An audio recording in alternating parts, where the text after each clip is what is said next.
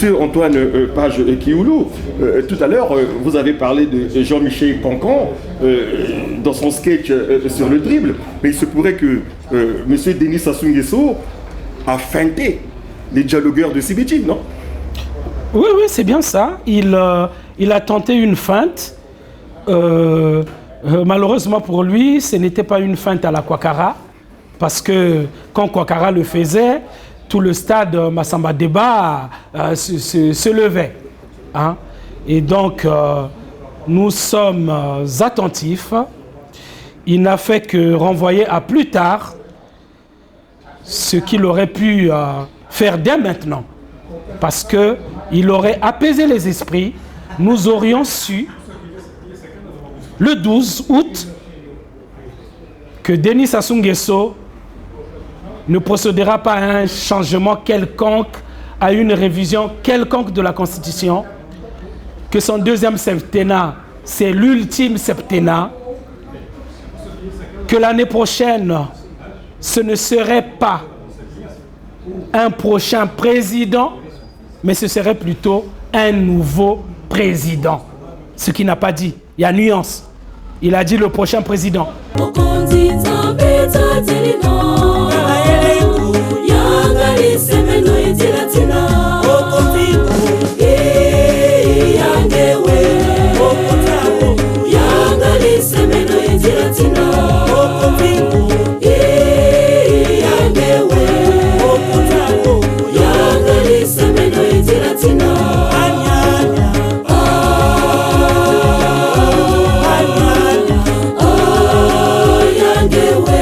En 2016,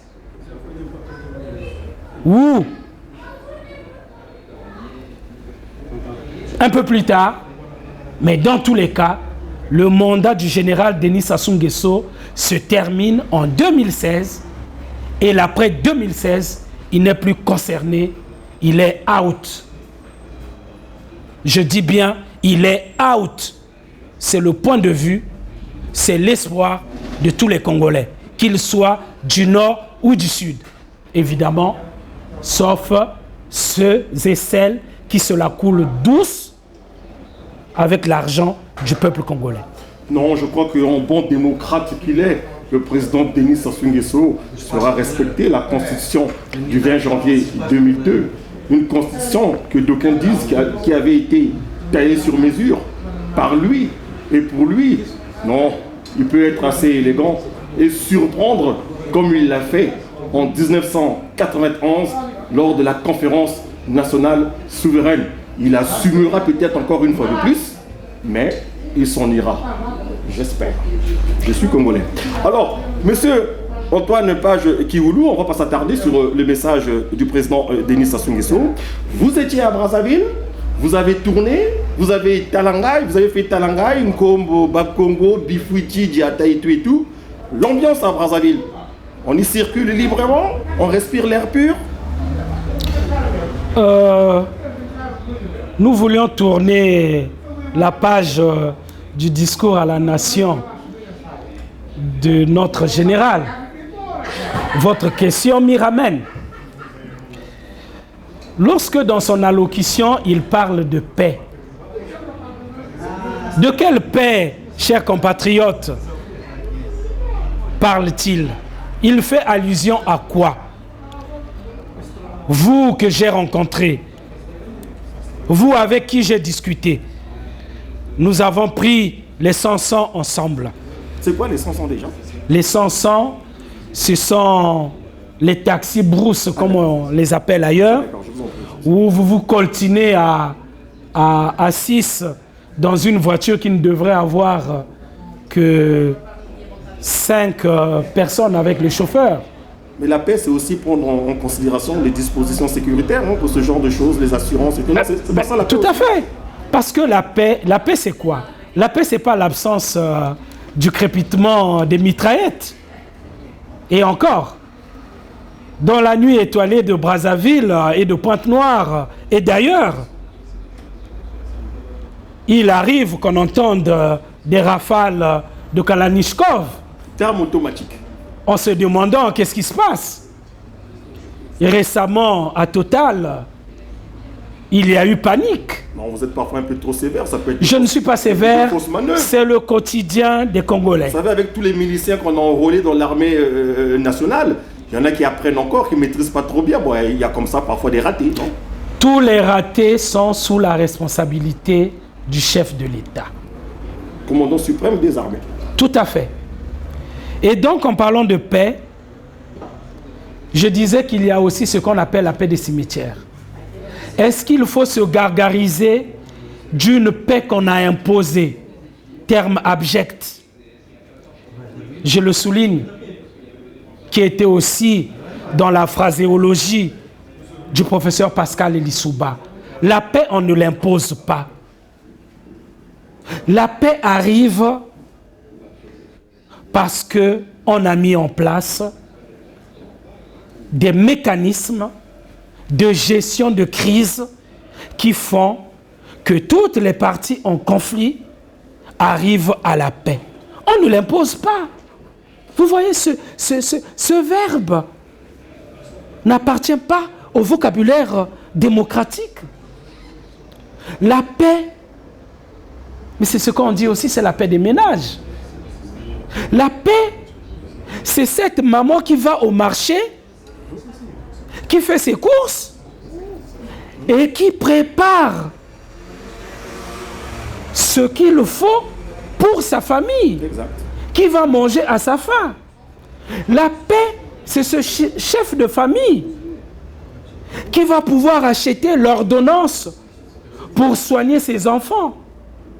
La paix, c'est ce père de famille qui envoie ses enfants à l'école. Mais qu'en est-il? Le panier de la ménagère.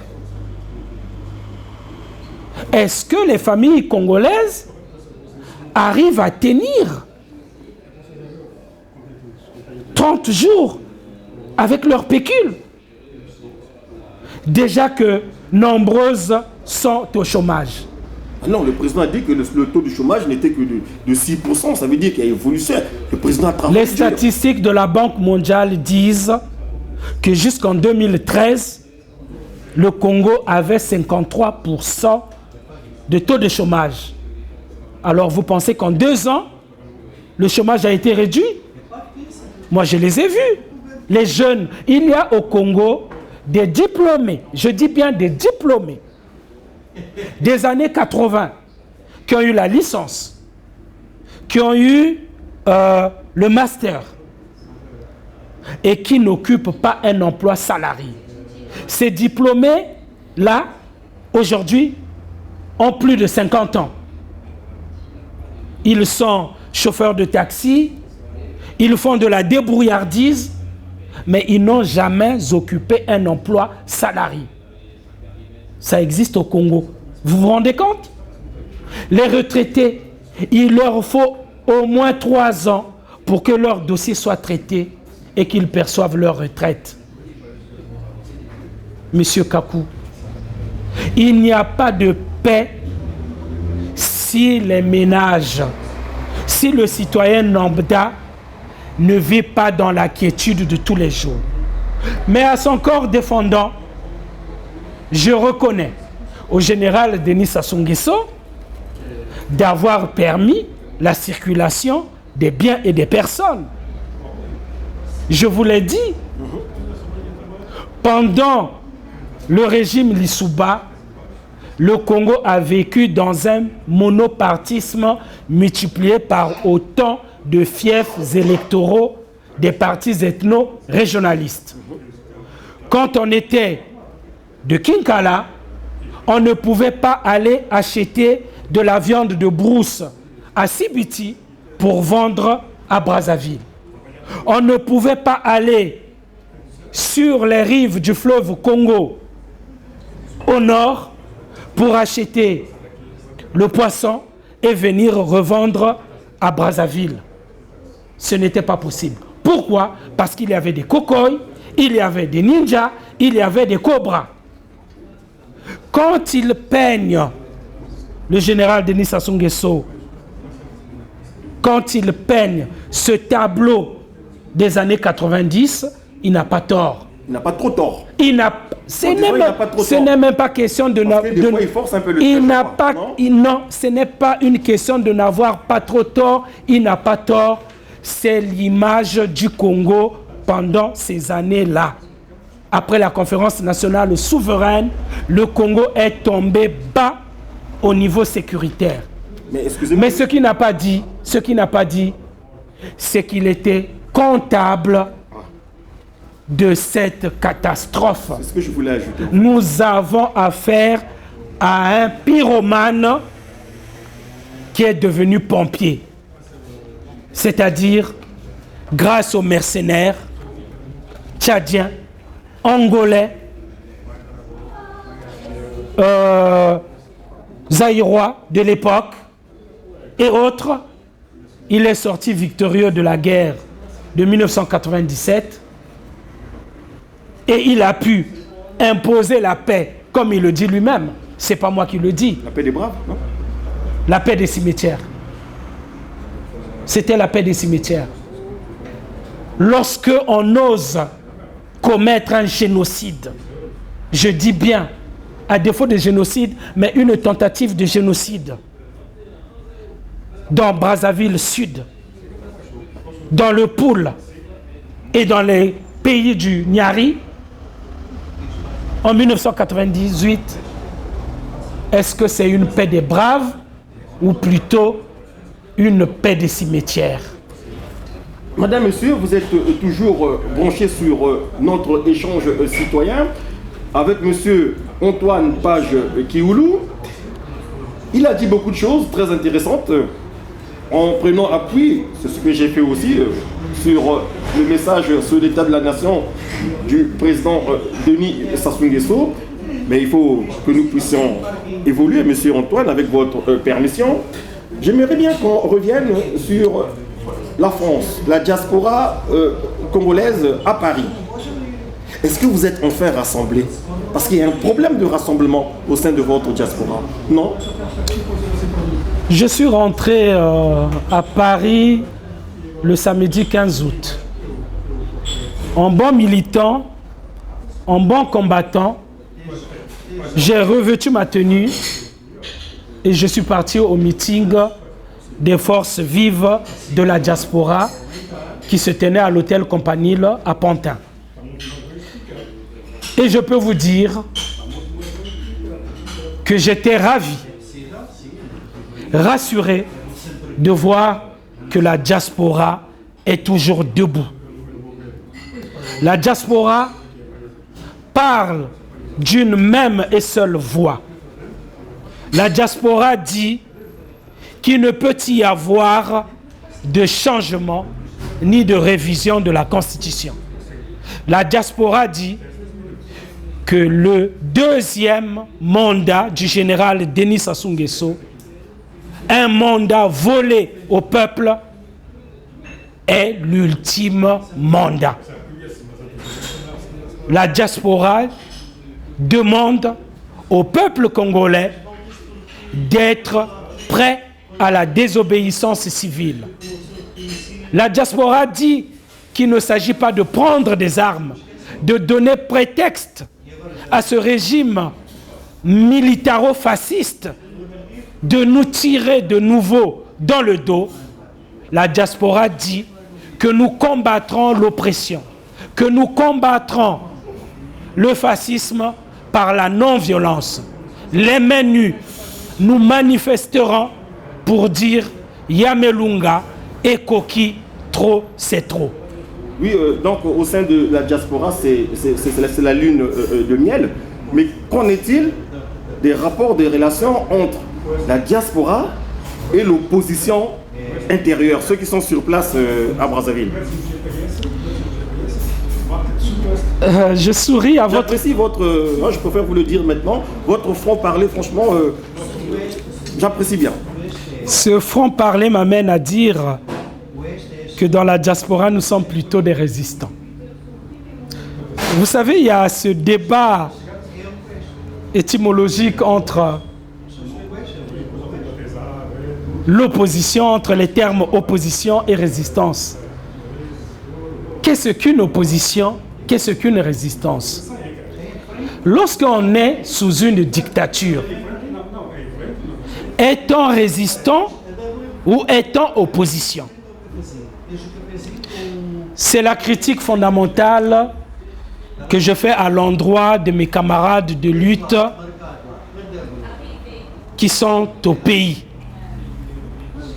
Êtes-vous opposant au régime du général Denis Sassou Nguesso, ce qui voudrait dire que vous appartenez à son système politique, ou êtes-vous résistant? On est résistant lorsque l'on se bat contre une dictature, lorsque on se bat contre une occupation. C'est ce qu'est le régime du général Denis Sassou Nguesso. Occupation hier avec les forces armées étrangères, occupation politique qui se perpétue avec ces discriminations, avec cette oppression, aussi bien à l'endroit des populations, même à votre propre endroit. Monsieur Elvis, lorsque on empêche des acteurs politiques dits de l'opposition, de radical, de voyager, de sortir du pays, sommes-nous en démocratie? Et lorsque ces mêmes opposants, entre guillemets, rentrent tranquillement chez eux quand on leur refuse de sortir du pays, lorsque ces mêmes opposants cherchent difficilement d'autres salles pour tenir le fameux dialogue alternatif, font-ils de la résistance ou de l'opposition? Eh bien, je suis désolé. Il est temps que les camarades qui luttent au pays sachent faire la différence entre être opposant et être résistant. Quand on est résistant à une dictature, il y a des postures, il y a des actions à mener. Modestement, pendant que j'étais au pays, par les discours que j'ai pu tenir, par ce que j'ai pu oser faire, aller distribuer des tracts, en commençant par Mikalou et Talangay, réputés comme les fiefs du PCT. Oh, pas toujours, ça c'est la propagande qui parfois le dit. Hein. Voilà, et affidé, vous avez raison de le dire, Monsieur Kakou, parce que j'ai eu un accueil enthousiaste des populations qui vivent dans ces quartiers. C'est les mêmes difficultés partout, c'est les mêmes souffrances. Elles me l'ont dit, ces populations. Elles ont pris nos textes, nos tracts qui appellent à l'éveil des consciences, qui appellent à la résistance. Elles ont pris ces tracts-là comme des pains. C'est cela, faire de la résistance. Il ne faut pas avoir peur. Le régime du général Denis Sassou Nguesso ne constitue pas pour nous, surtout pour Kimpwanza, comme étant des adversaires politiques. Nenni. Tous ceux qui sont du bord du général Denis Sassou Nguesso sont des ennemis du peuple. Ils font mal au peuple. Ils tuent directement et indirectement. Le cas de Régis Batola est là. Ce jeune de 28 ans qui a eu pour crime de télécharger des vidéos de ce que nous faisons dans la diaspora. Ce que nous faisons là, monsieur Elvis, un jeune Congolais va le télécharger et le distribuer au niveau des populations. On a arrêté Régis avec d'autres compagnons d'infortune. On l'a torturé jusqu'à ce qu'il meure. Un jeune de 28 ans. C'est horrible. Et vous voudrez que je sois opposant? Je ne suis pas opposant. On ne peut pas être opposant au régime du général Denis Sassou Nguesso. On doit être résistant. Et si on est résistant, eh bien, il y a des actes à poser. Dans la non-violence. Je souligne, dans la non-violence. Monsieur Antoine Page Kioulou, vous venez d'aborder un point qui m'attriste, celui du cas du jeune Régis Batola.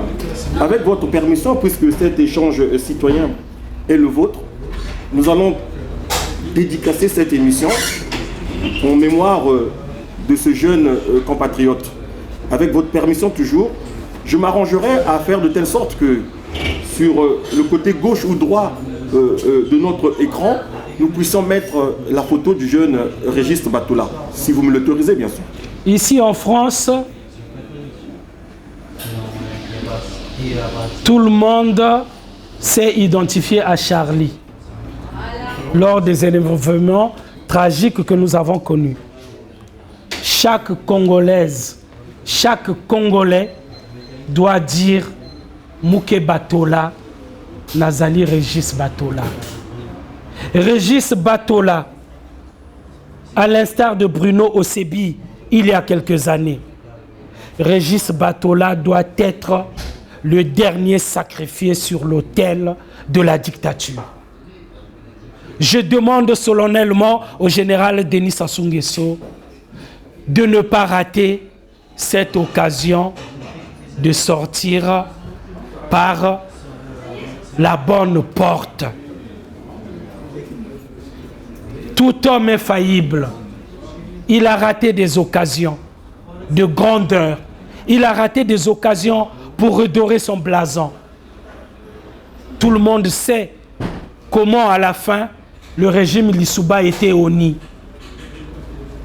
Mais le général Denis Sassou Nguesso n'a pas saisi l'occasion de la fin de la guerre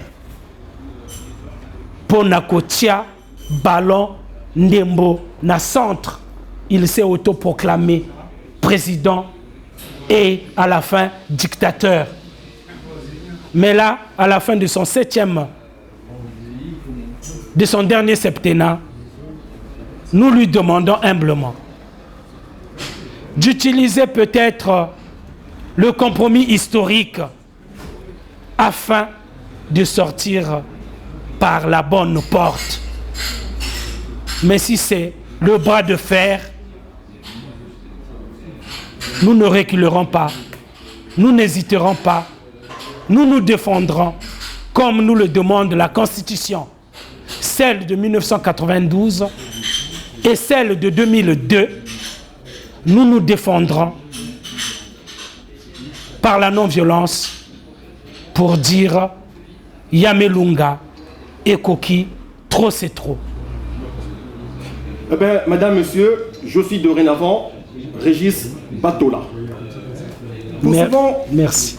Poursuivons notre échange citoyen, monsieur Antoine Page Kioulou. Vous êtes, je peux me le permettre, un jeune homme politique. Comment arrivez-vous à faire que, je vais le dire, hein, je suis Régis Batola. Régis Batola, c'est ce jeune, comme vous venez de le dire, qui a pris des risques jusqu'à en perdre sa vie. Donc avec moi aussi, le franc-parler, c'est ma tasse de thé. Comment arrivez-vous pas à supporter, à vous associer et pratiquement à vous faire voler la vedette en tant qu'homme politique avec ceux de l'opposition aujourd'hui à Brazzaville qui ont pratiquement tous été avec Denis Sassou Nguesso depuis pratiquement 1968 jusqu'à il n'y a pas longtemps. En fait, qu'est-ce que j'ai constaté? C'est des gens, des compagnons de route de Denis Sassou Nguesso qui, une fois débarqués, viennent rejoindre l'opposition. À quand l'émergence de la nouvelle classe politique? Vous allez toujours accepter d'être des porteurs d'eau? Je suis l'un des rares acteurs politiques congolais qui n'a jamais émargé dans les effectifs de ce qu'on appelle les partis ethno-régionalistes. Je n'ai jamais été militant du MCDDI, ni de l'UPADS, ni du RDPS, ni du RDD,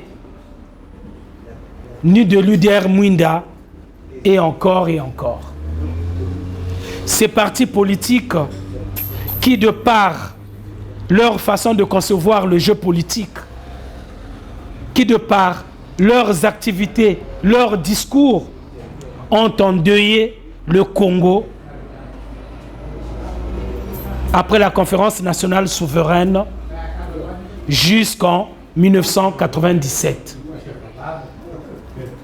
J'appartiens à ces Congolais